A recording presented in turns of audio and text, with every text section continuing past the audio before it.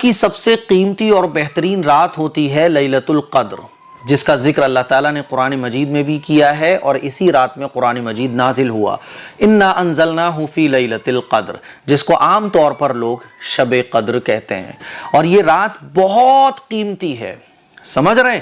اب میں آپ کو بتاتا ہوں کہ 2023 میں یہ رات کب پڑ رہی ہے۔ عام طور پر لوگ بتاتے ہیں کہ 27ویں رات کو ہی شب قدر ہوتی ہے، تو ایسا کوئی فائنل نہیں ہے۔ رسول اللہ صلی اللہ علیہ وسلم نے لیلۃ القدر کو تلاش کرنے کا حکم دیا رمضان کے اخیر عشرے کی طاق راتوں میں، اخیر عشرے کی 5 طاق راتوں میں، 21، 23، 25، 27، 29۔ تو یہ رات کوئی فائنل نہیں ہے۔ بعض لوگ ایسے بتا دیتے ہیں کہ بس یہی رات فائنل ہے، کہ 27ویں شب اس ڈیٹ کو پڑ رہی ہے اور یہ لیلۃ القدر ہے۔ بھائی کس نے کہہ دیا؟ اللہ کے نبی نے تو 5 راتوں میں لیلۃ القدر کو تلاش کرنے کا حکم دیا ہے، تو اسی لیے ہمیں ان 5 راتوں میں جا کر عبادت کرنی ہے۔ تو اب ہم لوگ جان لیتے ہیں کہ 2023 میں لیلۃ القدر کی 5 راتیں کب پڑ رہی ہیں۔ تو دیکھیے، پہلی جو رات ہے وہ 12 اپریل کو بدھ والے دن، بدھ کا دن جب گزر جائے گا ہم لوگ روزہ افطار کر لیں گے، تو روزہ افطار کرنے کے بعد لیلۃ القدر کی رات شروع ہو جائے گی اور سحری کا ٹائم ختم ہونے تک یہ رات رہے گی۔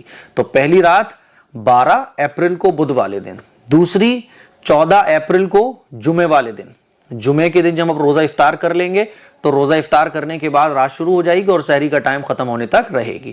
تیسری رات 16 اپریل کو اتوار والے دن پڑ رہی ہے، اتوار کا دن گزرے گا، روزہ افطار ہم لوگ کر لیں گے، روزہ افطار کرنے کے بعد یہ رات شروع ہو جائے گی اور سحری کا ٹائم ختم ہونے تک یہ رات رہے گی۔ 18 اپریل کو چوتھی رات پڑ رہی ہے، منگل والے دن، منگل کا دن گزرے گا، افطار کریں گے تو رات شروع ہو جائے گی۔ 20 اپریل کو جمعرات کے دن، جمعرات کو 5ویں رات پڑ رہی ہے۔ 20 اپریل کو جب جمعرات کا دن گزرے گا، افطار کے ٹائم ہم لوگ افطار کریں گے، جیسے ہی افطار کا ٹائم شروع ہوگا یہ رات شروع ہو جائے گی، سحری کا ٹائم ختم ہونے تک یہ رات رہے گی۔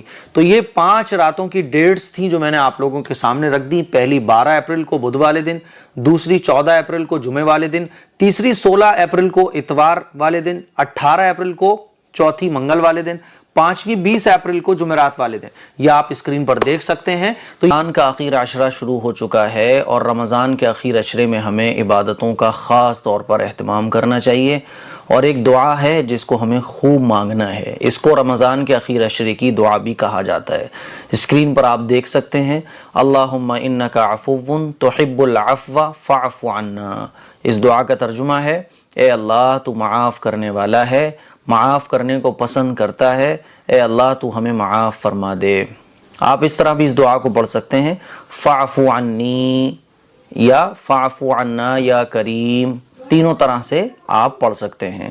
اس دعا کا ہمیں خوب اہتمام کرنا ہے رمضان کے اخیر عشرے میں، کیونکہ اگر کسی کو معافی نہ ملے رمضان کے مہینے میں تو وہ رمضان کا سب سے بدقسمت شخص ہے، سب سے بد نصیب انسان ہے، کیونکہ اللہ کے نبی صلی اللہ علیہ وسلم نے حضرت جبرائیل علیہ السلام نے جو بددعا دی تھی نا کہ ہلاک اور برباد ہو جائے وہ شخص جو رمضان کا مہینہ پائے اور اپنی مغفرت نہ کرا سکے، اس بددعا پر حضور نے آمین کہا تھا۔ تو معافی، مغفرت یہ سب سے اہم ہے رمضان کے مہینے میں، تو ہمیں اس دعا کو خوب مانگنا ہے اللہ سے یقین کے ساتھ، اور یقین رکھنا چاہیے کہ جب ہم اللہ سے یہ دعا مانگ رہے ہیں تو اللہ ہمیں معاف فرما دے گا۔ ٹھیک ہے؟ تو اس دعا کا خوب اہتمام کریں۔ کیسے کرنا ہے؟ جب بھی آپ دعا مانگیں تو جہاں آپ سورہ فاتحہ پڑھ رہے ہو، درود شریف پڑھ رہے ہو، اور دعائیں عربی میں پڑھ رہے ہو، عربی میں جو بھی دعا آپ پڑھ رہے ہو نا، تو ایک دعا یہ بھی ایڈ کر لو، اللہم انک عفو تحب العفو فاعف عنا۔ ٹھیک ہے؟ معنی ذہن میں رکھتے ہوئے۔ اس کے علاوہ ایک دعا اور ہے، وہ بھی آپ یاد کر لیں، اللہم اجرنا من النار، اللہم اجرنا من النار، یا پھر اللہم اجرنی من النار۔ جب ہم اجر نہ پڑھیں گے تو اس کا مطلب ہوگا کہ اللہ سب مسلمانوں کو، ہماری پوری فیملی کو اللہ جہنم سے بچا لے، اور جب ہم پڑھیں گے اللہم اجرنی من النار تو اس کا مطلب ہوگا یا اللہ تو مجھے جہنم کی آگ سے بچا لے۔ تو اس دعا کو بھی ہمیں خوب مانگنا ہے، ٹھیک ہے؟ کیونکہ جہنم سے نجات کا مل جانا اور گناہوں کی معافی کا مل جانا یہ رمضان کی سب سے بڑی کامیابی ہے۔